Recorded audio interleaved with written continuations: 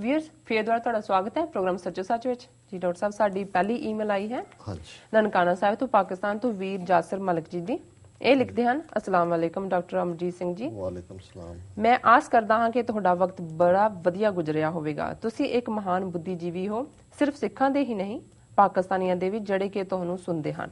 ਮੈਂ ਤੁਹਾਨੂੰ ਪਿਛਲੇ 1 ਸਾਲ ਤੋਂ ਜ਼ਿਆਦਾ ਸਮੇਂ ਤੋਂ ਮੋਨੀਟਰ ਕਰ ਰਿਹਾ ਹਾਂ, ਪਰ ਮੈਂ ਤੁਹਾਨੂੰ ਪਹਿਲੀ ਵਾਰ ਲਿਖ ਰਿਹਾ ਹਾਂ। ਮੇਰੇ ਜੇਨ ਵਿੱਚ ਕੁਝ ਸਵਾਲ ਹਨ ਜਿਹੜੇ ਕਿ ਮੈਨੂੰ ਮਜਬੂਰ ਕਰ ਰਹੇ ਹਨ ਕਿ ਮੈਂ ਤੁਹਾਨੂੰ ਲਿਖਾਂ, ਪਰ ਮੈਨੂੰ ਨਹੀਂ ਪਤਾ ਇਹਨਾਂ ਦਾ ਜਵਾਬ ਮੈਨੂੰ ਮਿਲੇਗਾ ਜਾਂ ਨਹੀਂ। ਮੇਰਾ ਸਬੰਧ ਭਾਵੇਂ ਨਨਕਾਣਾ ਸਾਹਿਬ ਨਾਲ ਹੈ, ਜਿਹੜੀ ਕਿ ਮੇਰੇ ਲਈ ਬੜੇ ਮਾਣ ਵਾਲੀ ਗੱਲ ਹੈ, ਪਰ ਅੱਜ ਕੱਲ ਮੈਂ ਲੰਡਨ ਵਿੱਚ ਰਹਿ ਰਿਹਾ ਹਾਂ। ਮੇਰਾ ਪਹਿਲਾ ਸਵਾਲ ਹੈ ਕਿ ਮੈਂ ਇੱਕ ਮੁਸਲਮਾਨ ਹੋਣ ਦੇ ਨਾਤੇ ਕਦੀ ਮੱਕਾ ਤੇ ਮਦੀਨੇ ਬਾਰੇ ਕੋਈ ਪੂਰੀ ਗੱਲ ਕਿਆਸ ਹੀ ਨਹੀਂ ਸਕਦਾ, ਕਿਉਂਕਿ ਇਹ profit Muhammad piece B upon ਹਿਮ ਦੇ ਜਨਮ ਅਤੇ ਅਖੀਰਲੇ ਆਰਾਮ ਨਾਲ ਸੰਬੰਧਿਤ ਥਾਵਾਂ ਹਨ। ਇਸੇ ਤਰ੍ਹਾਂ ਪਾਕਿਸਤਾਨ ਸਿੱਖਾਂ ਲਈ ਸੁਪਰ ਹੋਲੀ ਸਭ ਤੋਂ ਵੱਧ ਪਵਿੱਤਰ ਸਥਾਨ ਹੋਣਾ ਚਾਹੀਦਾ ਹੈ, ਕਿਉਂਕਿ ਸਿੱਖ ਧਰਮ ਦਾ ਜਨਮ ਇਸ ਮਿੱਟੀ ਚੋਂ ਹੋਇਆ। ਫਿਰ ਕਿਉਂ ਬਹੁਤ ਸਾਰੇ ਸਿੱਖ ਪਾਕਿਸਤਾਨ ਦੇ ਖਿਲਾਫ ਲੜਦੇ ਹਨ ਅਤੇ ਬਹੁਤ ਸਾਰੇ ਇਸ ਵਿੱਚ ਫਖਰ ਵੀ ਮਹਿਸੂਸ ਕਰਦੇ ਹਨ, ਜਦੋਂ ਕਿ ਉਹ ਜਾਣਦੇ ਹਨ ਕਿ ਗੁਰੂ ਨਾਨਕ ਸਾਹਿਬ ਦੇ ਪ੍ਰਕਾਸ਼ ਤੇ ਜੋਤੀ ਜੋਤ ਸਮਾਨ ਦੇ ਅਸਥਾਨ ਪਾਕਿਸਤਾਨ ਵਿੱਚ ਹਨ। ਪਾਕਿਸਤਾਨੀ ਪੰਜਾਬੀ ਸਿੱਖਾਂ ਨੂੰ ਭਰਾਵਾਂ ਵਾਂਗ ਪਿਆਰ ਕਰਦੇ ਹਨ। ਮੇਰਾ ਖਿਆਲ ਹੈ ਭਾਰਤ ਦੀ ਫੌਜ ਵਿੱਚ 13% ਸਿੱਖ ਹਨ ਅਤੇ 2% ਮੁਸਲਮਾਨ, ਬਾਕੀ ਸਭ ਬਹੁ ਗਿਣਤੀ ਹਿੰਦੂ ਹਨ। ਭਾਰਤ ਵਿੱਚ ਸਿੱਖਾਂ ਦੀ ਆਬਾਦੀ 25 ਮਿਲੀਅਨ ਹੈ ਅਤੇ ਮੁਸਲਮਾਨਾਂ ਦੀ 160 ਮਿਲੀਅਨ ਹੈ।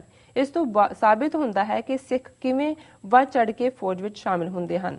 ਜਿੰਨੇ ਵੀ ਜਾਸੂਸ ਪਾਕਿਸਤਾਨ ਨੇ ਪਕੜੇ ਹਨ ਸਭ ਸਿੱਖ ਹਨ, ਜਿਵੇਂ ਕਿ ਸਰਬਜੀਤ ਸਿੰਘ, ਕਸ਼ਮੀਰ ਸਿੰਘ, ਸੁਰਜੀਤ ਸਿੰਘ ਵਗੈਰਾ।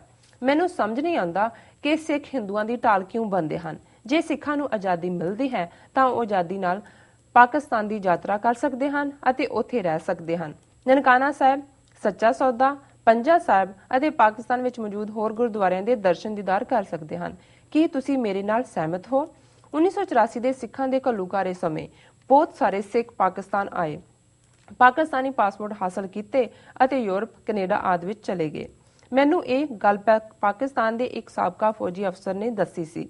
ਮੈਨੂੰ ਯਕੀਨ ਹੈ ਕਿ ਜੇ ਸਿੱਖ ਭਰਾ ਆਪਣੇ ਪਾਕਿਸਤਾਨੀ ਭਰਾਵਾਂ ਤੇ ਯਕੀਨ ਕਰਨ ਤਾਂ ਉਹ ਹਿੰਦੂਆਂ ਨਾਲੋਂ ਕਿਤੇ ਜ਼ਿਆਦਾ ਨਿੱਘੇ, ਇਮਾਨਦਾਰ ਤੇ ਵਫਾਦਾਰ ਦੋਸਤ ਹੋਣਗੇ। ਜੇ ਮੇਰੀ ਲਿਖਤ ਦੇ ਕਿਸੇ ਸ਼ਬਦ ਨੇ ਤੁਹਾਨੂੰ ਦੁੱਖ ਪਹੁੰਚਾਇਆ ਹੋਵੇ ਤਾਂ ਮੈਂ ਮਾਫੀ ਚਾਹੁੰਦਾ ਹਾਂ। ਜ਼ੁਲਮ ਦੀ ਰਾਤ ਚਾਹੇ ਜਿੱਡੀ ਮਰਜ਼ੀ ਲੰਬੀ ਹੋਵੇ, ਉਹਦੀ ਸੁਬਹ ਜ਼ਰੂਰ ਹੁੰਦੀ ਹੈ। ਇੱਕ ਦਿਨ ਖਾਲਿਸਤਾਨ ਜ਼ਰੂਰ ਬਣੇਗਾ, ਪਰ ਸਿੱਖਾਂ ਨੂੰ ਆਪਸ ਵਿੱਚ ਏਕਤਾ ਕਰਨ ਦੀ ਡਾਢੀ ਲੋੜ ਹੈ। ਬਹੁਤ ਸਤਿਕਾਰ ਸਰ। ਜੀ ਡਾਕਟਰ ਸਾਹਿਬ, ਸਭ ਤੋਂ ਪਹਿਲਾਂ ਤਾਂ ਸਾਨੂੰ ਖੁਸ਼ੀ ਹੈ ਕਿ ਸਾਡੇ ਪਾਕਿਸਤਾਨੀ ਵੀਰ, ਭਾਵੇਂ ਉਹ ਪਾਕਿਸਤਾਨ 'ਚ ਬੈਠੇ ਨੇ, ਯੂਰਪ 'ਚ ਨੇ, ਖਾਸ ਤੌਰ 'ਤੇ ਇੰਗਲੈਂਡ ਤੋਂ ਜਾਂ ਸਾਊਦੀ ਅਰੇਬੀਆ ਤੋਂ ਵੀ ਸਾਨੂੰ ਲਿਖਤਾਂ ਪਿਛਲੇ ਪੀਰੀਅਡ 'ਚ ਆਉਂਦੀਆਂ ਰਹੀਆਂ ਨੇ ਜੀ। ਔਰ ਇਹ ਲਿਖਤ ਵੀ ਕੁਛ ਦਿਨਾਂ ਤੋਂ ਆਈ ਹੋਈ ਸੀ ਯਾਸਰ ਮਲਕ ਜੀ ਦੀ। ਇਹਨਾਂ ਦਾ ਜਨਮ ਸਥਾਨ ਗੁਰੂ ਨਾਨਕ ਸਾਹਿਬ ਦਾ ਪ੍ਰਕਾਸ਼ ਸਥਾਨ ਨਨਕਾਣਾ ਸਾਹਿਬ ਦੀ ਮੁਕੱਦਸ ਮੁਬਾਰਕ ਧਰਤੀ ਹੈ ਜੀ। ਇਹ ਇੰਗਲੈਂਡ 'ਚ ਰਹਿੰਦੇ ਨੇ ਤੇ ਇਹਨਾਂ ਨੇ ਜਿਹੜਾ ਸਵਾਲ ਕੀਤਾ ਉਸ ਦਾ ਆਧਾਰ, ਕਿਉਂਕਿ ਇਹਨਾਂ 'ਚ ਅਪਣੱਤ ਹੈ ਔਰ ਇਹਨਾਂ ਨੇ ਭਰਾ ਦੇ ਨਾਤੇ ਹੀ, ਔਰ ਫਿਰ ਵੀ ਲਿਖਣ ਤੋਂ ਬਾਅਦ ਇਹਨਾਂ ਨੇ ਕਿਹਾ ਵੀ ਪਤਾ ਨਹੀਂ ਮੇਰੀ ਕੋਈ ਲਿਖਤ ਤੁਹਾਨੂੰ ਹਰਟ ਨਾ ਕਰੇ ਜੀ।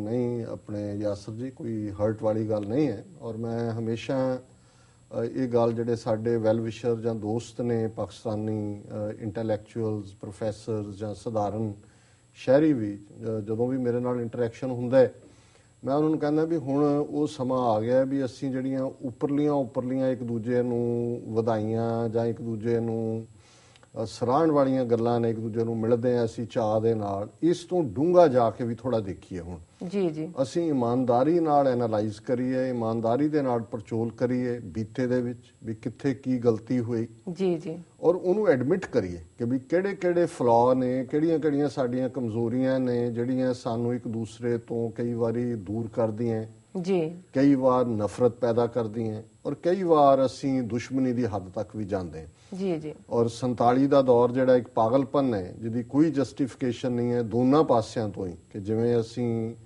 ਫੈਲੋ ਲੋਕਾਂ ਨਹੀਂ, ਅਸੀਂ ਜਿਸ 5 ਦਰਿਆਵਾਂ ਦੀ ਧਰਤੀ ਤੇ ਫਖਰ ਕਰਦੇ ਹਾਂ, ਕਿਵੇਂ ਇੱਕ ਦੂਸਰੇ ਦੇ ਅਸੀਂ ਜਿਹੜਾ ਖੂਨ ਦੇ ਪਿਆਸੇ ਬਣੇ ਜੀ। ਤੇ ਜਿਵੇਂ ਅੰਮ੍ਰਿਤਾ ਪ੍ਰੀਤਮ ਨੇ ਕਿਹਾ ਸੀ ਕਿ ਜੰਗਲੀ ਬੇਲੇ ਲਾਸ਼ਾਂ ਵਿਛੀਆਂ ਤੇ ਲਹੂ ਦੀ ਭਰੀ ਚਨਾਬ, ਕਿ ਵੀ ਅਸੀਂ ਇਸ ਕਦਰ ਕਤਲੇਆਮ ਕੀਤਾ ਇੱਕ ਦੂਸਰੇ ਦਾ। ਲੇਕਿਨ ਜੇ ਅਸੀਂ ਸਿਰਫ ਇਹਨੂੰ ਪਰਦਾ ਪਾਉਣ ਦੀ ਕੋਈ ਜਾਂ ਬਲੇਮ ਗੇਮ ਸ਼ੁਰੂ ਕਰਾਂਗੇ ਕਿ ਜੀ ਸ਼ੁਰੂ ਪਹਿਲਾਂ ਉਧਰੋਂ ਹੋਇਆ, ਲਹਿੰਦੇ ਪੰਜਾਬ 'ਚੋਂ ਹੋਇਆ, ਜਾਂ ਪਹਿਲਾਂ ਚੜ੍ਹਦੇ ਪੰਜਾਬ 'ਚੋਂ ਹੋਇਆ, ਇੱਥੋਂ ਕੱਟਿਆਂ ਵੱਡਿਆਂ ਦੀ ਟ੍ਰੇਨ ਗਈ, ਜਾਂ ਉੱਥੋਂ ਗੱਲ ਇਹ ਨਹੀਂ ਹੈ ਜੀ। ਜਦੋਂ ਤੱਕ ਤੁਸੀਂ ਮੂਲ ਇਸ਼ੂਜ਼ ਕਿ ਕਿਵੇਂ ਸਾਡੀ ਭਾਵਨਾਤਮਕਤਾ ਜਿਹੜੀ ਇਮੋਸ਼ਨਲਿਜ਼ਮ ਹੈ ਉਹਨੂੰ ਐਕਸਪਲੋਇਟ ਕੀਤਾ ਹੈ ਬਹੁ ਗਿਣਤੀ ਕਮਿਊਨਿਟੀ ਨੇ, ਕਿਵੇਂ ਕਈ ਵਾਰ ਅਸੀਂ ਦੋਵੇਂ ਪਾਸਿਆਂ ਦੇ ਪੰਜਾਬੀ ਜਿਹੜੇ ਹੈ ਉਹ ਸਿਰਫ ਭਾਵਨਾ ਦੇ ਥੱਲੇ ਸੁਣੀ ਸੁਣਾਈ ਅਫਵਾਹ ਕਲਚਰ ਉਹਦੇ ਥੱਲੇ ਅਸੀਂ ਰਿਐਕਟ ਕਰਦੇ ਹਾਂ ਸਿਚੁਏਸ਼ਨਸ ਨੂੰ ਜੀ। ਔਰ ਫਿਰ ਜਿੱਥੇ ਜਿੱਥੇ ਫਲॉ ਹੈ ਹਿਸਟਰੀ ਦਾ, ਜੇ ਹੁਣ ਮੁਗਲ ਬਾਦਸ਼ਾਹਾਂ ਨੇ ਭਾਵੇਂ ਉਹ ਜਹਾਂਗੀਰ ਹੋਏ ਜਾਂ ਔਰੰਗਜ਼ੇਬ ਹੋਏ ਜੇ ਜ਼ੁਲਮ ਕੀਤੇ ਤੇ ਜੇ ਤਾਂ ਉਹਨਾਂ ਨੂੰ ਅਸੀਂ ਹਾਕਮ ਸਮਝਾਂਗੇ ਕਿ ਵੀ ਉਹਨਾਂ ਹਾਕਮਾਂ ਨੇ ਜ਼ੁਲਮ ਕੀਤੇ ਜੀ, ਫਿਰ ਤਾਂ ਉਹਨਾਂ ਦੇ ਜ਼ੁਲਮਾਂ ਦਾ ਸ਼ਿਕਾਰ ਮੁਸਲਮਾਨ ਵੀ ਹੋਏ। ਹੁਣ ਔਰੰਗਜ਼ੇਬ ਨੇ ਆਪਣੇ ਪਿਓ ਨੂੰ ਕੈਦ ਕੀਤਾ, ਭੈਣ ਨੂੰ ਕੈਦ 'ਚ ਰੱਖਿਆ, ਭਰਾਵਾਂ ਨੂੰ ਮਾਰਿਆ ਬੜੀ ਬੁਰੀ ਤਰ੍ਹਾਂ ਜੀ। ਪਰ ਜੇ ਉਹਨੂੰ ਅਸੀਂ ਹੀਰੋ ਬਣਾ ਲਾਂਗੇ ਕਿ ਜੀ ਔਰੰਗਜ਼ੇਬ ਬਹੁਤ ਵੱਡਾ ਹੀਰੋ ਹੈ ਜੀ ਇਸਲਾਮ ਦਾ, ਉਹ ਹੱਥੀਂ ਲਿਖਦਾ ਸੀ ਕੁਰਾਨ ਸ਼ਰੀਫ 'ਚ, ਇਹਦਾ ਕੁਰਾਨ ਸ਼ਰੀਫ ਬਹੁਤ ਹੈ, ਤੇ ਫਿਰ ਇਹ ਜ਼ਾਹਰ ਹੈ ਕਿ ਵੀ ਅਸੀਂ ਓਨ ਕਰ ਰਹੇ ਹੋਵਾਂਗੇ ਉਹਨਾਂ ਟਾਇਰੈਂਟਸ ਨੂੰ, ਉਹਨਾਂ ਜ਼ਾਲਮਾਂ ਨੂੰ ਜਿਨ੍ਹਾਂ ਨੇ ਆਪਣੇ ਲੋਕਾਂ ਨੂੰ ਵੀ ਮੁਆਫ ਨਹੀਂ ਕੀਤਾ। ਜੀ ਜੀ। ਹੁਣ ਜਹਾਂਗੀਰ ਨੂੰ ਅੱਜ ਵੀ ਕਈ ਵਾਰੀ ਪਾਕਿਸਤਾਨੀ ਇੰਟੈਲੈਕਚੁਅਲਸ ਨੂੰ ਹੈਰਾਨੀ ਹੁੰਦੀ ਜਦੋਂ ਮੈਂ ਉਹਨਾਂ ਨੂੰ ਰਿਮਾਈਂਡ ਕਰਵਾਉਂਦਾ ਹੈ, ਉਹ ਉਹਨੂੰ ਕਹਿਣਗੇ ਜੀ ਕਿ ਵੀ ਉਹ ਤਾਂ ਅਦਲ ਦਾ ਬਾਦਸ਼ਾਹ ਸੀ, ਅਦਲ ਇਨਸਾਫ ਨੂੰ ਕਹਿੰਦੇ ਨੇ। ਔਰ ਇਹ ਕਹਾਣੀਆਂ ਇਤਿਹਾਸ ਨੇ ਕਿ ਜੀ ਉਹਦੇ ਘਰ ਦੇ ਬਾਹਰ ਇੱਕ ਉਹ ਲਟਕੀ ਹੋਈ ਸੀ ਬੈਲ, ਘੰਟੀ ਵੱਜਦੀ ਸੀ। ਇੱਕ ਵਾਰੀ ਇੱਕ ਧੋਬੀ ਦਾ ਜਿਹੜਾ ਖੋਤਾ ਹੈ ਉਹਨੇ ਵੀ ਆ ਕੇ ਘੰਟੀ ਵਜਾਈ ਕਿ ਜੀ ਉਹਦੇ ਉੱਤੇ ਬੜਾ ਭਾਰ ਲੱਦਿਆ ਜਾਂਦਾ ਹੈ ਉਹਨੂੰ, ਜਿਹੜਾ ਅਦਲ ਦਾ। ਤੇ ਮੈਂ ਉਹਨਾਂ ਨੂੰ ਇੱਕ ਵਾਰੀ ਡਿਸਕਸ਼ਨ ਹੋ ਰਹੀ ਸੀ, ਮੈਂ ਉਹਨਾਂ ਨੂੰ ਪੁੱਛਿਆ ਕਿ ਜੀ ਤੁਹਾਨੂੰ ਉਹ ਜਹਾਂਗੀਰ ਦਾ ਮੁੰਡਾ ਸੀ ਜਿਹਦਾ ਨਾਂ ਜਿਹੜਾ ਉਹ ਖੁਸਰੋ ਸੀ, ਉਹਦੇ ਨਾਲ ਕੀ ਹੋਇਆ ਸੀ? ਉਹ ਫਿਰ ਇੱਕਦਮ ਹਾਂ ਕਹਿੰਦਾ ਜੀ ਉਹਨੂੰ ਤਾਂ ਅੰਨਾ ਕਰਕੇ ਮਾਰਿਆ, ਅੰਨਾ ਕਰਤਾ ਸੀ। ਮੈਂ ਕਿਹਾ ਜੀ ਇਹ ਅਦਲ ਹੈ ਜੀ, ਜਿਹੜਾ ਆਪਣੇ ਮੁੰਡੇ ਨੂੰ, ਹੁਣ ਅਕਬਰ ਦੀ ਗੱਲ ਹੁੰਦੀ ਹੈ, ਹਾਲਾਂਕਿ ਅਕਬਰ ਨੂੰ ਇਧਰਲੇ ਪਾਸੇ ਵਾਲੇ ਵੀ ਬੜੇ ਜਿਹੜਾ ਉਹਨੂੰ ਦਿਆਵਾਨ ਬਾਦਸ਼ਾਹ ਦੇ ਤੌਰ ਤੇ ਪ੍ਰੈਜ਼ੈਂਟ ਕਰਦੇ ਨੇ ਜੀ। ਔਰ ਇੱਕ ਵਾਰੀ ਇੱਕ ਸਕਾਲਰ ਕਹਿਣ ਲੱਗੇ ਕਿ ਜੀ ਇਹ ਗੱਲ ਠੀਕ ਨਹੀਂ ਹੈ ਜਿਹੜੀ ਕਿ ਸਰਹੰਦ ਦੇ ਵਿੱਚ ਸਾਹਿਬਜ਼ਾਦਿਆਂ ਨੂੰ ਨੀਹਾਂ 'ਚ ਚਿਰਾਣ ਦੀ ਗੱਲ, ਵੀ ਨੀਹਾਂ 'ਚ ਚਿਰਾਣ ਦਾ ਤਾਂ ਕੋਈ ਕਨਸੈਪਟ ਹੀ ਨਹੀਂ ਸੀ। ਮੈਂ ਉਹਨੂੰ ਕਿਹਾ ਜੀ ਮੁਗਲ ਆਜ਼ਮ ਫਿਲਮ ਤੁਸੀਂ ਦੇਖੀ ਹੈ? ਕਹਿੰਦੇ ਹਾਂ। ਮੈਂ ਕਿਹਾ ਹੁਣ ਅਕਬਰ ਸਭ ਤੋਂ ਜ਼ਿਆਦਾ ਕਾਇੰਡ ਰਾਜਾ ਹੈ ਜਿਹਦੇ ਬਾਰੇ ਕਿਹਾ ਜਾਂਦਾ, ਤਾਂ ਮੈਂ ਕਿਹਾ ਜੀ ਉਹਨੇ ਸਜ਼ਾ ਕੀ ਦਿੱਤੀ ਅਨਾਰਕਲੀ ਨੂੰ ਕਿ ਵੀ ਇਹਨੂੰ ਦਫਨ ਕਰ ਦਿਓ ਜ਼ਿੰਦਾ, ਬਾਕੀ ਕਹਾਣੀ ਹੈ ਜੀ ਉਹਨੂੰ ਸੇਫ ਕੱਢ ਲਿਆ ਜਾਂ ਕੀ ਹੈ, ਪਰ ਜਿਹੜਾ ਆਰਡਰ ਹੈ ਉਹਨੂੰ ਜ਼ਿੰਦਾ ਦਫਨ ਕਰਨ ਦਾ ਹੈ।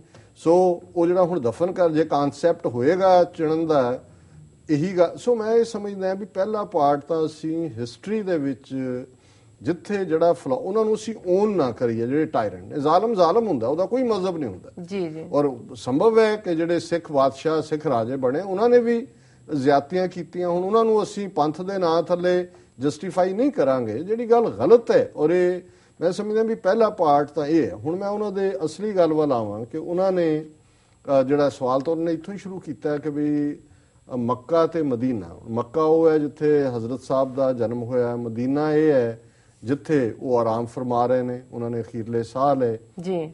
ਔਰ ਉਹਨਾਂ ਨੂੰ ਜਿਸ ਗੱਲ ਦੀ ਪਹਿਲਾਂ ਹੈਰਾਨੀ ਹੈ ਕਿ ਅਸੀਂ ਕਿਉਂਕਿ ਮੱਕਾ ਔਰ ਮਦੀਨਾ ਜੇ ਅਸੀਂ ਸਿੱਖੀ ਦੇ ਹਵਾਲੇ ਨਾਲ ਦੇਖੀਏ ਤਾਂ ਸਾਡੇ ਦੋਵੇਂ ਹੀ ਪਾਕਿਸਤਾਨ 'ਚ ਨੇ ਜੀ। ਗੁਰੂ ਨਾਨਕ ਸਾਹਿਬ ਦਾ ਪ੍ਰਕਾਸ਼ ਸਥਾਨ ਨਨਕਾਣਾ ਸਾਹਿਬ ਵੀ ਪਾਕਿਸਤਾਨ 'ਚ ਹੈ, ਔਰ ਜਿੱਥੇ ਗੁਰੂ ਨਾਨਕ ਸਾਹਿਬ ਜੋਤੀ ਜੋਤ ਸਮਾਏ ਕਰਤਾਰਪੁਰ ਸਾਹਿਬ ਜ਼ਿੰਦਗੀ ਦੇ 18 ਸਾਲ ਉਹਨਾਂ ਨੇ ਗੁਜ਼ਾਰੇ, ਉਹ ਵੀ ਪਾਕਿਸਤਾਨ 'ਚ ਹੈ। ਸੋ ਉਹਨਾਂ ਨੇ ਇਹ ਕਿਹਾ ਕਿ ਜੀ ਸਿੱਖ ਲੜਦੇ ਕਿਉਂ ਨੇ ਪਾਕਿਸਤਾਨ ਦੇ ਖਿਲਾਫ ਜਿੱਥੇ ਕਿ ਉਹਨਾਂ ਦੀਆਂ ਮੁਕੱਦਸ ਥਾਵਾਂ ਨੇ ਜੀ ਜੀ। ਹੁਣ ਦੇਖੋ ਉਹਦੇ 'ਚ ਦੋ ਅੱਛਾ ਫਿਰ ਕਿਉਂਕਿ ਦੂਸਰੀ ਗੱਲ ਦਾ ਸੰਬੰਧ ਉਹਨਾਂ ਦੇ ਨਾਲ ਜੁੜ ਜਾਂਦਾ, ਉਹ ਇਹ ਸਮਝਦੇ ਨੇ ਵੀ ਸ਼ਾਇਦ ਸਿੱਖ ਪਾਕਿਸਤਾਨ ਵਿਰੋਧੀ ਫੀਲਿੰਗ ਕਰਕੇ ਜ਼ਿਆਦਾ ਫੌਜ ਦੇ ਵਿੱਚ ਜਾਂਦੇ ਨੇ, ਤੇ ਉਹਨਾਂ ਨੇ ਕਿਹਾ ਕਿ ਜੀ 13% ਸਿੱਖ ਨੇ ਭਾਰਤ ਦੀ ਫੌਜ, ਜਦੋਂ ਕਿ ਉਹਨਾਂ ਦੀ ਗਿਣਤੀ ਸਿਰਫ 25 ਮਿਲੀਅਨ ਹੈ ਜੀ, ਔਰ ਮੁਸਲਮਾਨਾਂ ਦੀ ਗਿਣਤੀ 160 ਮਿਲੀਅਨ ਹੈ, ਪਰ ਉਹ ਸਾਰੇ 2% ਨੇ ਫੌਜ ਦੇ ਵਿੱਚ। ਹੁਣ ਇਹਨੂੰ ਮੈਂ ਇਸ ਫੈਕਟ ਨੂੰ ਮੈਂ ਕਰੈਕਟ ਕਰਨਾ ਚਾਹੁੰਦਾ ਕਿ ਦੇਖੋ ਜਿਹੜੀ ਆਰਮੀ ਟ੍ਰੈਡੀਸ਼ਨ ਦੇ ਵਿੱਚ ਜਾਣ ਦੀ ਗੱਲ ਹੈ, ਉਹ ਸਿੱਖ ਹੋਣ ਪੰਜਾਬ ਦੇ ਜਾਂ ਪੰਜਾਬ ਦੇ ਮੁਸਲਮਾਨ ਹੋਣ ਜੀ, ਇਹ ਤਾਂ ਅੰਗਰੇਜ਼ਾਂ ਦੇ ਜ਼ਮਾਨੇ ਤੋਂ ਹੀ ਉਹਨਾਂ ਨੇ ਮਾਰਸ਼ਲ ਰੇਸ ਦਾ ਕਨਸੈਪਟ ਬਣਾ ਕੇ ਜਿਹੜਾ ਸਾਨੂੰ ਰਾ ਮਟੀਰੀਅਲ ਦੇ ਤੌਰ ਤੇ ਵਰਤਿਆ ਜੀ। ਇਹੀ ਕਾਰਨ ਸੀ ਕਿ ਫਸਟ ਵਰਲਡ ਵਾਰ ਹੋਏ, ਸੈਕੰਡ ਵਰਲਡ ਵਾਰ ਹੋਏ, ਜੇ ਸਿੱਖ ਨੇ ਫੌਜ ਦੇ ਵਿੱਚ ਔਰ ਮਰੇ ਦੁਨੀਆ ਭਰ 'ਚ ਜਾ ਕੇ ਪਾਕਿਸਤਾਨ ਦੇ ਔਰ ਖਾਸ ਤੌਰ ਤੇ ਪੰਜਾਬੀ ਮੁਸਲਮਾਨ ਜਿਹੜੇ ਨੇ ਉਹ ਵੀ ਉਸ ਤੋਂ ਜ਼ਿਆਦਾ ਗਿਣਤੀ 'ਚ ਮਰੇ ਨੇ ਕਿਉਂਕਿ ਉਹਨਾਂ ਦੀ ਪਰਸੈਂਟੇਜ ਜ਼ਿਆਦਾ ਸੀ, ਉਹ ਜ਼ਿਆਦਾ ਭਰਤੀ ਹੁੰਦੇ ਸੀ। ਅੱਜ ਵੀ ਪਾਕਿਸਤਾਨ ਦੀ ਫੌਜ ਦੇ ਵਿੱਚ ਜੇ ਮੈਂ ਗਲਤ ਨਾ ਹੋਵਾਂ ਤੇ 75-80% ਪੰਜਾਬੀ ਮੁਸਲਮਾਨ ਹੋਣਗੇ ਜੀ। ਸੋ ਇਹ ਕੋਈ ਨਵੀਂ ਗੱਲ ਨਹੀਂ ਹੈ ਕਿਉਂਕਿ ਸਿੱਖਾਂ ਦੀ ਵੀ ਜਿਹੜੀ ਪਰੰਪਰਾ ਹੁਣ ਹੋਰ ਕੰਮ ਵੀ ਕੀ ਸੀ, ਜਾਂ ਖੇਤੀਬਾੜੀ ਹੈ ਜਾਂ ਫੌਜ ਹੈ, ਤੀਜੇ ਕਿੱਤੇ ਤਾਂ ਹੈ ਨਹੀਂ ਸੀ। ਹੁਣ ਬਾਹਰ ਬੂਰ ਆ ਜਾਂਦੇ ਨੇ, ਇੱਥੇ ਲੇਬਰ ਹੈ, ਦੂਜਾ ਹੈ, ਕੁਝ ਮਿਹਨਤ ਕਰਕੇ ਅੱਗੇ ਨਿਕਲ ਗਏ। ਪਰ ਪਹਿਲੀ ਗੱਲ ਤਾਂ ਇਹ ਹੈ ਕਿ ਵੀ ਇਹ ਪਾਰਟਸ ਹੁਣ ਜਿਹੜਾ ਇੰਡੀਅਨ ਆਰਮੀ ਦੇ ਵਿੱਚ ਵੀ ਹੈ, ਮੈਂ ਇੱਕ ਫੈਕਟ ਕਰੈਕਟ ਕਰਾਂ, ਜਦੋਂ ਬ੍ਰਿਟਿਸ਼ਰਸ ਗਏ ਤੇ ਫੌਜ ਦੇ ਵਿੱਚ ਜਿਹੜੀ ਭਾਰਤ ਦੇ ਵਿੱਚ ਬਚੀ 19% ਸਿੱਖ ਫੌਜੀ ਜਿਹੜੇ ਨੇ ਉਹ ਸਿੱਖ ਸਨ ਔਰ 35% ਅਫਸਰਾਂ ਦੇ ਵਿੱਚ ਸਿੱਖ ਸਨ। ਪਰ ਇੰਡੀਆ ਨੇ ਬੜੀ ਤੇਜ਼ੀ ਦੇ ਨਾਲ ਕੋਟਾ ਸਿਸਟਮ ਲਿਆਂਦਾ ਕਿ ਜੀ ਸਟੇਟ ਵਾਈਜ਼ ਅਸੀਂ ਭਰਤੀ ਕਰਨੀ ਹੈ। ਹੁਣ ਸ਼ਾਇਦ 5 ਜਾਂ 6% ਤੋਂ ਜ਼ਿਆਦਾ ਸਿੱਖ ਨਹੀਂ ਨੇ ਫੌਜ ਦੇ ਵਿੱਚ। ਜਿਹੜੀ 35% ਤੇ 19% ਵਾਲੀ ਸੀ ਜਵਾਨਾਂ ਦੀ ਔਰ ਅਫਸਰਾਂ ਦੀ, ਉਹ ਪਰਸੈਂਟੇਜ 6% 'ਚ ਆ ਗਈ। ਤੇ 6 ਵਾਲੇ ਵੀ ਬਹੁਤੇ ਉਹ ਨੇ ਹੁਣ ਜਿਨ੍ਹਾਂ ਨੂੰ ਐਨਕਰੇਜ ਕਰਦੇ ਨੇ ਜਿਨ੍ਹਾਂ ਦਾ ਸਿੱਖੀ ਸਰੂਪ ਵੀ ਨਹੀਂ ਹੈ। ਹੁਣ ਤੁਸੀਂ ਕਈ ਅਫਸਰਾਂ ਨੂੰ ਦੇਖੋਗੇ, ਕਿਉਂਕਿ ਇਹ ਇਹਨਾਂ ਨੇ Indian so called secular army ਦੇ ਨਾਂ ਥੱਲੇ ਇਹ ਬਣਾਇਆ ਕਿ ਇਹ ਜਿਹੜਾ ਸਿਰ ਕਟਿਆ ਜਿਹਨੇ ਸ਼ਰਾਬੀ ਹੈ, ਦੂਜਾ ਉਹ ਬੜਾ ਸੈਕੂਲਰ ਹੈ ਜੀ। ਮੁਸਲਮਾਨ 2% ਇਸ ਲਈ ਨਹੀਂ ਨੇ ਇੰਡੀਅਨ ਆਰਮੀ 'ਚ ਕਿ ਫੌਜ 'ਚ ਜਾਣਾ ਨਹੀਂ ਚਾਹੁੰਦੇ, ਉਹਨਾਂ ਨੂੰ ਤਾਂ ਪੁਲਿਸ 'ਚ ਨਹੀਂ ਭਰਤੀ ਕਰਦੇ। ਜਿੰਨੀ ਗੁਰਬਤ ਔਰ ਜਿੰਨਾ ਬੁਰਾ ਹਾਲ ਮੁਸਲਮਾਨਾਂ ਦਾ ਹੈ, ਉਹਨਾਂ ਨੂੰ ਉਹ ਫੌਜ 'ਚ ਭਰਤੀ ਕਰਕੇ ਆਪਣਾ ਦੇਸ਼ ਥੋੜੀ ਤਬਾਹ ਕਰਾਉਣਗੇ। ਜਿਹਨੂੰ ਕਿ ਆਲਰੇਡੀ ਹਿੰਦੂ ਤਵੀਆਂ ਨੇ, ਉਹ ਤਾਂ ਭਾਰਤ ਦੇ ਮੁਸਲਮਾਨਾਂ ਨੂੰ ਹੀ ਪਾਕਿਸਤਾਨ ਦੇ ਏਜੰਟ ਗਿਣਦੇ ਨੇ। ਉਹ ਤਾਂ ਇਹ ਟੋਲਰੇਟ ਕਰਨ ਲਈ ਤਿਆਰ ਨਹੀਂ ਕਿ 160 ਮਿਲੀਅਨ ਨੇ ਜਾਂ 150 ਨੇ, ਉਹਨਾਂ ਨੂੰ ਉਹ ਭਾਰਤੀ ਨਹੀਂ ਮੰਨਦੇ। ਔਰ ਇਹੀ ਗੱਲ ਹੈ ਵੀ RSS ਔਰ ਦੂਸਰਾ ਜਿਹੜਾ ਉਹ ਹਿੱਕ ਥਾਪੜ ਕੇ ਕਹਿੰਦੇ ਨੇ ਜੀ ਤੁਸੀਂ ਹਿੰਦੂ ਕਹੋ ਆਪਣੇ ਆਪ ਨੂੰ। ਸੋ ਜੇ ਉਹਨਾਂ ਦੇ ਲਈ ਵੀ ਓਪਰਚੁਨਿਟੀਜ਼ ਹੋਣ, ਆਰਮੀ ਜਿਹੜੀ ਹੈ ਇੱਕ ਪਲੇਸ ਹੈ ਇੰਪਲੋਇਮੈਂਟ ਦਾ। ਦੂਸਰੀ ਗੱਲ ਜਿਹੜੀ ਉਹਨਾਂ ਨੇ ਕਹੀ ਕਿ ਵੀ ਜਿਹੜੇ ਜਸੂਸ ਫੜੇ ਜਾਂਦੇ ਨੇ, ਕਸ਼ਮੀਰ ਸਿੰਘ ਹੋਏ, ਸਰਬਜੀਤ ਸਿੰਘ ਹੋਏ, ਸੁਰਜੀਤ ਸਿੰਘ ਹੋਏ, ਉਹ ਵੀ ਸਿੱਖ ਨੇ। ਹੁਣ ਤੁਸੀਂ ਦੇਖੋਗੇ ਕਿ ਜੇ ਪੰਜਾਬ ਦੇ ਵਿੱਚ ਪਾਕਿਸਤਾਨ ਦਾ ਵੱਡਾ ਹਿੱਸਾ ਜਿਹੜਾ ਹੈ ਆਬਾਦੀ ਦੇ ਲਿਹਾਜ਼ ਨਾਲ 65% ਪੰਜਾਬ ਹੈ ਜੀ। ਹੁਣ ਜੇ ਉਹਨਾਂ ਨੇ, ਔਰ ਫੌਜ ਦੇ ਵਿੱਚ ਵੀ ਉਹੀ ਨੇ, ਏਜੰਸੀਆਂ 'ਚ ਵੀ ਬਹੁਤੇ ਪੰਜਾਬ ਦੇ ਨੇ, ਹੁਣ ਜੇ ਉਹਨਾਂ ਦੇ ਵਿੱਚ ਉਹਨਾਂ ਨੇ ਜਿਹੜਾ ਉਹ ਕੋਈ ਵੀ ਖੁਫੀਆ ਜਾਣਕਾਰੀ ਲੈਣੀ ਹੈ ਜਾਂ ਲੋਕਾਂ ਦੇ ਵਿੱਚ ਵੀ ਵਿਚਰਨਾ, ਉਹਨੂੰ ਹੀ ਭੇਜਣਗੇ ਜਿਹਨੂੰ ਪੰਜਾਬੀ ਜਿਹਦੀ ਮਦਰ ਟੰਗ ਹੈ। ਹੁਣ ਇਹ ਜਿਹੜੇ ਅੰਮ੍ਰਿਤਸਰ ਜਾਂ ਫਿਰੋਜ਼ਪੁਰ ਵਗੈਰਾ ਦੇ ਬਾਰਡਰ ਇਲਾਕਿਆਂ ਦੇ ਬਹੁਤ ਸਾਰੇ ਗਰੀਬ ਦਲਿਤ ਸਿੱਖ ਨੇ, ਉਹਨਾਂ ਦਾ ਨਾਂ ਕੁਝ ਵੀ ਹੋ ਸਕਦਾ, ਇਹ ਉਹਨਾਂ ਚੋਂ ਹੀ ਰਿਕਰੂਟ ਕਰਦੇ ਨੇ। ਗਰੀਬੀ ਇੰਨੀ ਜ਼ਿਆਦਾ ਹੈ ਕਿ ਉਹ ਤਿਆਰ ਹੋ ਜਾਂਦੇ ਨੇ ਕਿ ਭਾਈ ਚਲੋ ਜੇ ਸਾਨੂੰ 4 ਪੈਸੇ ਮਿਲਦੇ ਨੇ, ਸਾਡੇ ਘਰ ਆਉਂਦੇ ਨੇ, ਉਹਦੇ 'ਚ ਕੋਈ ਨਾ ਐਂਟੀ ਪਾਕਿਸਤਾਨ ਹੈ ਨਾ ਕੋਈ ਪ੍ਰੋ ਇੰਡੀਆ ਹੁੰਦਾ, ਉਹ ਤਾਂ ਵਿਚਾਰਿਆਂ ਦੇ ਲਈ ਇੱਕ ਰਿਜਕ ਹੈ ਕਿਉਂਕਿ ਬਾਕੀ ਓਪਰਚੁਨਿਟੀਜ਼ ਖਤਮ ਹੋਈਆਂ। ਇਹੀ ਕਾਰਨ ਹੈ ਕਿ 35 ਸਾਲ ਬਾਅਦ ਜਦੋਂ ਕਸ਼ਮੀਰ ਸਿੰਘ ਵਾਪਸ ਆਇਆ ਪਾਕਿਸਤਾਨ ਦੀ ਜੇਲ੍ਹ ਚੋਂ, ਉਹਨੇ ਤਾਂ ਭੰਨਿਆ ਇੰਡੀਅਨ ਏਜੰਸੀਆਂ ਨੂੰ ਵੀ ਦੂਜਿਆਂ ਨੂੰ ਕਿ ਬਈ ਤੁਹਾਡੀ ਖਾਤਰ ਤਾਂ ਅਸੀਂ ਆਪਣਾ ਧਰਮ ਵੀ ਛੱਡਿਆ, ਕਿਉਂਕਿ ਉਹਨਾਂ ਨੂੰ ਉਹ ਮੁਸਲਮਾਨ ਬਣਾਉਂਦੇ ਨੇ, ਖਤਨੇ ਕਰਦੇ ਨੇ, 5 ਵਕਤ ਦੇ ਨਮਾਜ਼ੀ ਬਣਾ ਕੇ ਤਾਂ ਹੀ ਉਹਨਾਂ ਦੇ ਵਿੱਚ ਜਾ ਕੇ ਇੰਕਲੂਡ ਕਰ ਸਕਦੇ ਨੇ। ਸੋ ਅਸੀਂ ਸਮਝਦੇ ਹਾਂ ਵੀ ਇਹ ਇੱਕ ਇੰਟੈਲੀਜੈਂਸ ਨੈਟਵਰਕ ਦਾ ਕੰਮ ਹੈ, ਜਿਸ ਬਹਾਨੇ ਨਾਲ ਪਾਕਿਸਤਾਨ ਵਾਲੇ ਇੰਡੀਅਨ ਟੈਰੀਟਰੀ ਦੇ ਵਿੱਚ ਵੀ ਕਸ਼ਮੀਰ ਹੋਏ ਜਾਂ ਇੱਧਰ ਹੋਏ ਰਿਕਰੂਟ ਕਰਦੇ ਹੀ ਨੇ। ਉਹ ਵੀ ਪੈਸੇ ਦੀ ਮਜਬੂਰੀ ਕਿਸੇ ਦੀ ਜਾਂ ਦੂਸਰੇ ਨੂੰ, ਪਰ ਇਹਦੇ 'ਚ ਕੋਈ ਪੈਟਰੀਓਟਿਜ਼ਮ ਨਹੀਂ ਹੈ। ਔਰ ਜਿਹੜੀ ਗੱਲ ਉਹਨਾਂ ਨੇ ਪਾਕਿਸਤਾਨ ਦੇ ਖਿਲਾਫ ਲੜਾਈ ਦੀ ਕਹੀ, ਦੇਖੋ ਜੂਨ 84 ਤੱਕ ਮਾਈਂਡਸੈਟ ਸਿੱਖਾਂ ਦਾ ਇਹਦੇ 'ਚ ਕੋਈ ਸ਼ੱਕ ਨਹੀਂ ਹੈ ਕਿ ਉਹ ਆਪਣੇ ਆਪ ਨੂੰ ਵਤਨ ਪ੍ਰਸਤ ਸਮਝਦੇ ਸੀ। ਉਹ ਸਮਝਦੇ ਸੀ 47 ਦੇ ਵੀ ਜਿਹੜੇ ਫੱਟ ਨੇ ਉਹਨਾਂ ਦੇ ਲੱਗੇ ਹੋਏ ਸੀ। ਪਾਕਿਸਤਾਨ ਦੇ ਵਿੱਚ ਵੀ ਉਹ ਫੀਲਿੰਗ ਸੀ ਕਿਸੇ ਨਾ ਕਿਸੇ ਪਾਸਿਓਂ। ਲਗਭਗ 40% ਸਿੱਖ ਅਪਰੂਟ ਹੋਏ, ਸ਼ਰਨਾਰਥੀ ਬਣੇ, ਘਰ ਦਾ ਕੋਈ ਨਾ ਕੋਈ ਜੀ ਮਾਰਿਆ ਗਿਆ। ਤੇ ਜੂਨ 84 ਤੱਕ 1965 ਦੀ ਲੜਾਈ ਹੋਈ, 71 ਦੀ ਹੋਏ, ਉਸ ਭਾਵਨਾ ਦੇ ਨਾਲ ਜ਼ਰੂਰ ਲੜੇ ਜਿਹਨੂੰ ਤੁਸੀਂ ਜਿਹੜਾ ਪੈਟਰੀਓਟਿਜ਼ਮ ਕਹਿ ਸਕਦੇ ਹੋ। ਫਿਰ ਲੜਾਈ ਵੀ ਦੋਨਾਂ ਪੰਜਾਬਾਂ ਦੀ ਧਰਤੀ ਤੇ ਲੜੀ ਜਾਂਦੀ ਹੈ। ਪਰ ਜੂਨ 84 ਤੋਂ ਬਾਅਦ ਇੱਕ ਰਿਮਾਰਕੇਬਲ, ਅੱਜ ਜੇ ਅਸੀਂ ਗੰਭੀਰਤਾ ਨਾਲ ਇਸ ਇਸ਼ੂ ਨੂੰ ਡਿਸਕਸ ਕਰ ਰਹੇ ਹਾਂ ਜਾਂ ਮਲਕ ਸਾਹਿਬ ਨੇ ਲਿਖਿਆ ਹੈ ਜਾਂ ਦੂਸਰੇ ਵੀਰ ਲਿਖਦੇ ਨੇ, ਇਸ ਲਈ ਕਿ ਅਸੀਂ ਉਦੋਂ ਤੱਕ ਜੂਨ 84 ਤੱਕ ਹਿੰਦੂ ਬਹੁ ਗਿਣਤੀ ਦਾ ਇੱਕ ਚਿਹਰਾ ਦੇਖਿਆ ਹੋਇਆ ਸੀ ਕਿ ਜੀ ਕੋਸਲੇਵ ਨੇ ਜਾਂ ਅਸੀਂ ਇਹਨਾਂ ਨਾਲ ਰਾਜ ਸਾਂਝਾ ਕੀਤਾ ਸੀ, ਤਾਂ ਇਹਦਾ ਜ਼ਾਲਮ ਚਿਹਰਾ ਨਹੀਂ ਸੀ ਦੇਖਿਆ। ਜੂਨ 84 ਨਵੰਬਰ 84 ਨੇ ਸਾਨੂੰ, ਔਰ ਆਮ ਤੋਂ ਅਸੀਂ ਸਿੱਖਾਂ ਨੂੰ ਕਹਿੰਦੇ ਸੁਣੋਗੇ ਜੀ ਇਹ ਤਾਂ ਮੁਗਲਾਂ ਤੋਂ ਬਦਤਰ ਨੇ। ਜਦੋਂ ਸਿੱਖ ਮੁਗਲ ਕਹਿੰਦੇ ਨੇ ਉਹਨਾਂ ਦਾ ਮਤਲਬ ਮੁਸਲਮਾਨ ਨਹੀਂ ਹੁੰਦਾ। ਮੁਗਲ ਇੱਕ ਬਾਬਰ ਦੀ ਡਾਇਨੈਸਟੀ ਸੀ, ਉਹਨਾਂ ਨੇ ਜ਼ੁਲਮ ਕੀਤੇ, ਆਪਣੇ ਭਰਾਵਾਂ ਤੇ ਵੀ ਕੀਤੇ, ਆਪਣੇ ਲੋਕਾਂ ਦੇ ਵੀ ਕੀਤੇ। ਸੋ ਸਿੱਖਾਂ ਨੇ ਕਿਹਾ ਜੀ ਅਸੀਂ ਤਾਂ ਉਹਨਾਂ ਦੇ ਜ਼ੁਲਮ ਜਿਹੜੇ ਇਤਿਹਾਸ 'ਚ ਪੜ੍ਹੇ ਸੀ ਉਹ ਦੇਖੇ ਸੀ, ਇਹ ਤਾਂ ਉਹਨਾਂ ਤੋਂ ਵੀ ਬਦਤਰ ਨੇ। ਔਰ ਉਸ ਤੋਂ ਬਾਅਦ ਇੱਕ ਫਰੈਂਡਲੀ ਮਾਹੌਲ ਦੇ ਵਿੱਚ ਅਸੀਂ ਨਾ ਸਿਰਫ ਵਿਚਰਨਾ ਸ਼ੁਰੂ ਕੀਤਾ, ਅਸੀਂ ਇੱਕ ਦੂਜੇ ਨੂੰ ਸਮਝਣ ਦੀ ਕੋਸ਼ਿਸ਼ ਵੀ ਕੀਤੀ। ਬੀਤੇ ਇਤਿਹਾਸ 'ਚ ਕਿੱਥੇ ਕਿੱਥੇ ਸਾਡੀਆਂ ਗਲਤੀਆਂ ਰਹੀਆਂ ਨੇ ਉਹਨਾਂ ਨੂੰ ਵੀ ਸਾਹਮਣੇ ਲਿਆਂਦਾ। ਔਰ ਇਸ ਸਾਰੇ ਚੋਂ ਜਿਹੜੀ ਗੱਲ ਉਹਨਾਂ ਨੇ ਕਨਕਲੂਜਨ ਦੇ ਵਿੱਚ ਕਹੀ ਹੈ ਕਿ ਵੀ ਸਾਡੇ ਤੇ ਯਕੀਨ ਕਰੋ, ਅਸੀਂ ਇੱਕ ਚੰਗੇ ਦੋਸਤ, ਲਾਇਲ ਔਰ ਸਿੰਸੀਅਰ ਹੈ ਔਰ ਹਿੰਦੂਆਂ ਦੀ ਢਾਲ ਨਾ ਬਣੋ। ਮੈਂ ਇਸ ਦੇ ਨਾਲ ਸਹਿਮਤ ਹਾਂ ਕਨਕਲੂਜਨ ਦੇ। ਔਰ ਸਾਡੇ ਸਾਹਮਣੇ ਵੱਡੀ ਉਦਾਹਰਣ ਸਿੱਖ ਰਾਜ ਦੇ ਲਈ ਜਿਸ ਵਫਾਦਾਰੀ ਦੇ ਨਾਲ ਪੰਜਾਬੀ ਮੁਸਲਮਾਨ ਲੜਿਆ, ਜੇ ਅਸੀਂ ਸ਼ਾਹ ਮੁਹੰਮਦ ਵਰਗਾ ਹੀ ਹੈ ਜਿਹੜਾ ਸਭ ਤੋਂ ਜ਼ਿਆਦਾ ਕੀਰਨੇ ਪਾ ਰਿਹਾ ਸਿੱਖ ਰਾਜ ਜਾਣ ਦੇ, ਜਦੋਂ ਉਹ ਕਹਿੰਦਾ ਕਿ ਆਈਆਂ ਪਲਟਣਾ ਬੀੜ ਕੇ ਤੋਪਖਾਨੇ, ਅੱਗੋਂ ਸਿੰਘਾਂ ਨੇ ਪਾਸੜੇ ਮੋੜ ਸੁੱਟੇ, ਮੇਵਾ ਸਿੰਘ ਤੇ ਮਾਖੇ ਖਾਂ ਹੋਏ ਸਿੱਧੇ, ਹੱਲੇ 3 ਫਰੰਗੀ ਦੇ ਤੋੜ ਸੁੱਟੇ, ਸ਼ਾਮ ਸਿੰਘ ਸਰਦਾਰ ਅਟਾਰੀ ਵਾਲੇ ਬਨ ਸ਼ਸਤਰੀ ਜੋੜ ਵਿਛੋੜ ਸੁੱਟੇ, ਸ਼ਾਹ ਮੁਹੰਮਦਾ ਸਿੰਘਾਂ ਨੇ ਗੋਰਿਆਂ ਦੇ ਵਾਂਗ ਨਿੰਬੂਆਂ ਲਹੂ ਨਿਚੋੜ ਸੁੱਟੇ।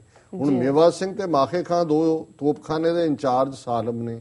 ਫਕੀਰ ਬ੍ਰਦਰਸ ਜਿਹੜੇ ਤਿੰਨੋਂ ਹੀ ਭਰਾ ਸੀ, ਉਹ ਸਿੱਖ ਰਾਜ ਦੇ ਵਿੱਚ ਫਕੀਰ ਅਜ਼ੀਜ਼ੁਦੀਨ ਫੋਰਨ ਮਿਨਿਸਟਰ ਸੀ, ਨੂਰਦੀਨ ਦੇ ਕੋਲ ਜਿਹੜਾ ਗੋਬਿੰਦਗੜ੍ਹ ਦੇ ਕਿਲੇ ਦੀਆਂ ਚਾਬੀਆਂ ਸੀ, ਤੀਸਰਾ ਭਰਾ ਵੀ ਬਰਾਬਰ ਦਾ ਹੱਕਦਾਰ ਸੀ ਉਸ ਸਾਰੀ ਪਾਵਰ ਸਟਰਕਚਰ ਦੇ ਵਿੱਚ। ਔਰ ਕੋਈ ਇਤਿਹਾਸਕ ਐਸਾ ਵੇਰਵਾ ਨਹੀਂ ਹੈ ਕਿ ਕਿਸੇ ਮੁਸਲਮਾਨ ਨੇ ਜਿਹੜਾ ਉਹ ਬਿਟਰੇ ਕੀਤਾ ਹੋਏ, ਗਦਾਰੀ ਕੀਤੀ ਹੋਏ।